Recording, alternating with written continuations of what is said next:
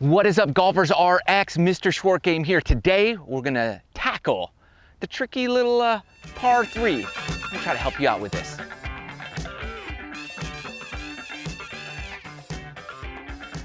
Okay, so here is a perfect illustration hole that I see so many people struggle with. A short par 3, 114 to the pin. Simple. However, if you notice, the pin's right in the middle of the green. Typically, that's pretty nice. But in this situation, that's the skinniest part of this green.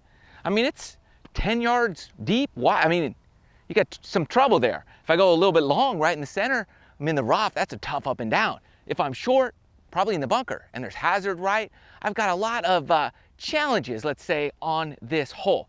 So always shoot different yardages, okay? 114 to the pin, it's 103 to the fat part of the left side of this green, in the green, and then 130 to that giant right side of the green, okay? So I've got 103 to 130 to play with here. So I got 3 different options. Let's see what happens. Okay, so here we're gonna do all 3 options here today. Normally I tee it up, but it's a shorter hole, so the grass is kind of fluffy, so there's almost a tee up here.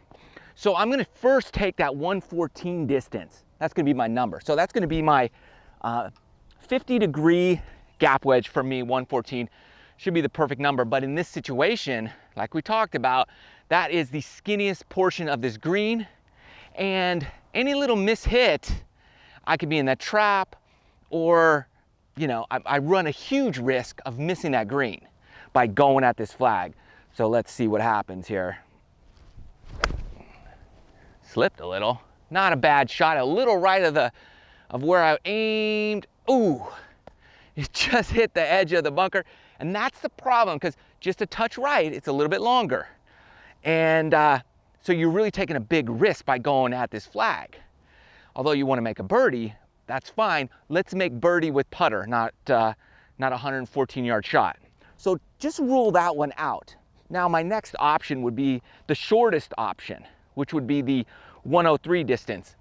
Bigger part of the green. It's still not huge. It's bigger than the center, but it's much shorter, so it's easier to hit it. You know, it's about 10, 11 yards shorter. So I'm going left side here with my 100-yard club, just trying to put it on that left side of that green.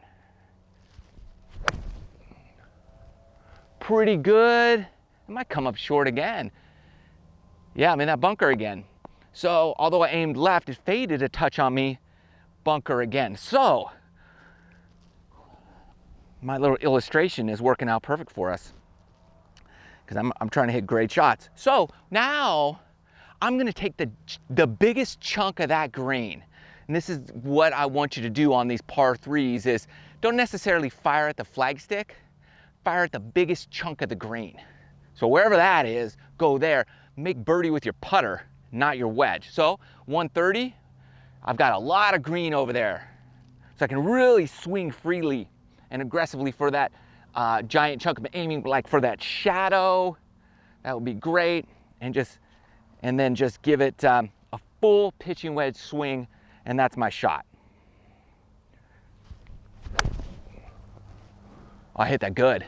I've got a lot of room for error here. Let's see what happens. Oh, right in the biggest chunk, and look at it. Ooh, a lot of spin. So that spun back really nicely just under the hole. So let's go see if I can make birdie. Come on.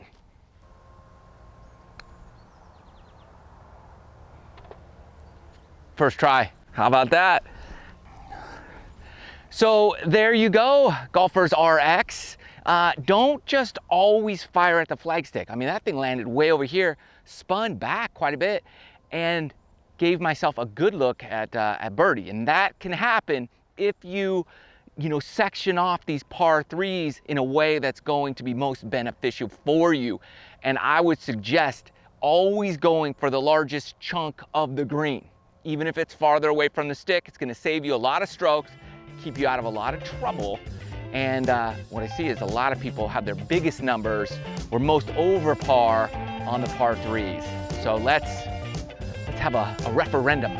let's go after these par threes. A revival of the par three. You can do it. Thanks for watching. Be sure to keep checking your inbox for more tips from me, Mr. Short Game.